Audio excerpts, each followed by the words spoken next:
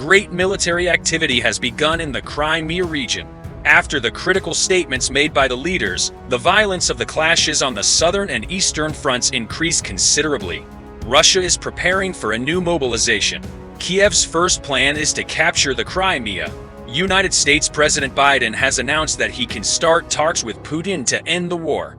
In this process, the response from Putin to Biden came quickly. After the announcements, the Pentagon signed a new contract for the production of HIMARS. After the announcement, tensions rose like never before. Ukrainian General Staff detailed the number of Russian casualties. Russian army is losing more and more every day. Therefore, the Kremlin will soon declare mobilization. The start of operations of the Ukrainian army on the southern front caused great movements in the Crimea region. Russian army began to withdraw its soldiers and evacuate officers, engineers, and doctors from the area. The fact that the R-66 highway was under the control of Ukrainian army caused the largest Russian supply route on the southern and eastern fronts to fail.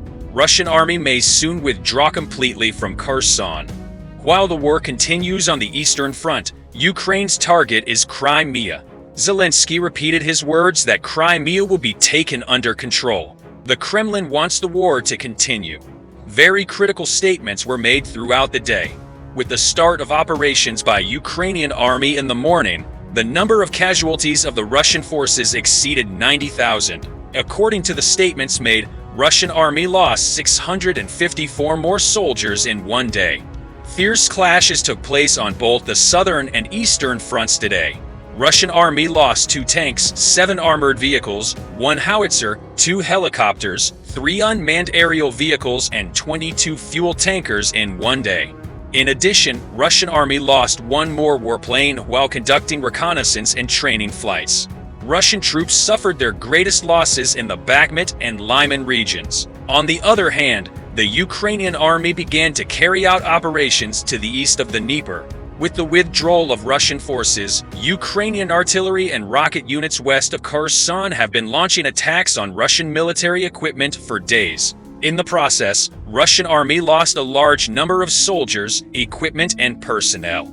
This situation caused Russian forces' defense lines in the region to soften too much. It is stated that Ukrainian army can start a ground operation at any time. In addition, as a result of the operations carried out on the eastern front, Ukrainian army captured the R-66 highway.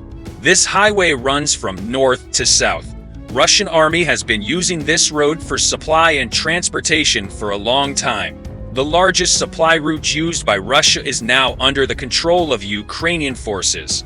In this process, Russian army suspended its shipments from the eastern front to the south for a while. In addition, the operations carried out by Ukrainian forces in Zaporizhia caused these shipments to come to a standstill. At noon, Russian General Staff announced that the evacuation of Russian officers from the east of Kherson had begun. Russian doctors, engineers, and officials in the region were evacuated by helicopters. A similar situation has occurred on the west side of Kherson in recent weeks. The control of the supply routes in the region by Ukrainian troops and the successive attacks caused the Russians to leave the area. Russian army first evacuated its officers, experienced soldiers, and engineers from the area. Moscow then ordered the withdrawal of all troops. The same events began to occur in the east of the Dnieper. Ukrainian army will continue its attacks. About 40,000 cannonballs are fired every day. In addition, Russian troops advancing south from the eastern front captured Russia's main supply routes. The Russian forces, whose supply routes were narrowed, would soon become very weak and had to retreat. Experts believe that in the future Russian troops will withdraw from Kherson. It is thought that both Zaporizhia and Kherson will be liberated in a short time, because the Russian troops in the Zaporozhye region are both withdrawing from the region and moving many systems in the region to Russian soil. In addition, a large number of soldiers began to be sent to the Crimea by Moscow. With the new mobilization declaration, Moscow will send more than 70% of its troops to Crimea. In this case, it is thought that Ukrainian army will carry out operations in Zaporizhia and Kherson.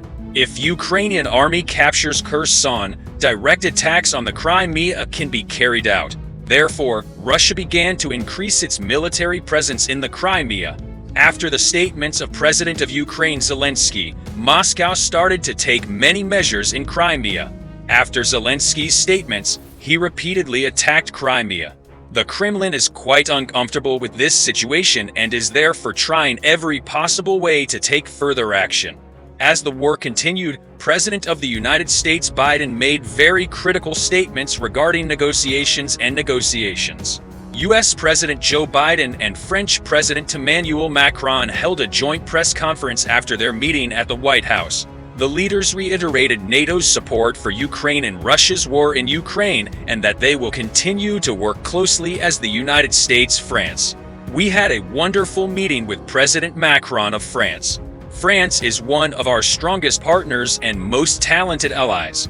We share the same values and continue to overcome all challenges together, Biden said. We continue to strongly support Ukraine. We will continue to support Ukraine against Russian aggression, he said. Together with President Macron, we have decided that we will continue to work together to hold Russia accountable for its attacks and reduce the global impact of Putin's war on the rest of the world, Biden said. Biden said he was ready to talk with Putin if he wanted to end the war, stating that he has no immediate plans to contact Putin, but is ready to talk with Putin if he seeks a way to end the war. Biden said, "The only logical way to end this war is for Putin to withdraw from Ukraine. If he decides to find a way to end the war, I'm ready to talk to him," Biden said. But it looks like he won't, because Putin's aim is not to establish peace. For this reason, we will continue to increase our assistance by making a detailed situation assessment. Immediately after Biden's statements from the Kremlin came. Kremlin reported that Putin is open to negotiations with Biden, but that Russian military is not ready to leave Ukraine. The president of Russian Federation has always been and will continue to be open to negotiations to secure our interests, Kremlin spokesman Dmitry Peskov told reporters. Putin does not regret the war he started against Ukraine, Peskov said. Putin clearly does not want the negotiations to continue. For this reason, the offensive capability of Ukrainian army on the battlefield should be increased and Russia should sit at the negotiating table. Kiev has repeatedly declared that it will never negotiate with Putin. As long as Putin is at the head of Russia, we will not participate in the negotiations. We do not trust Putin and we will give the hardest answer at the front. We have made many new agreements with our Western allies. Our offensive skills continue to increase day by day. Russian army will have to leave our land, because Moscow did not choose the path of peace. We will continue to carry out violent operations until last Russian soldier leaves our land. He made statements that every region considered Ukrainian territory would be secured by Ukrainian army. It is thought that operations against Crimea may begin after the statements of Ukraine. Thereupon, Kremlin took action to declare mobilization and began to send most of Russian soldiers to the Crimea. The tension is increasing day by day. The problems between East and West are about to explode.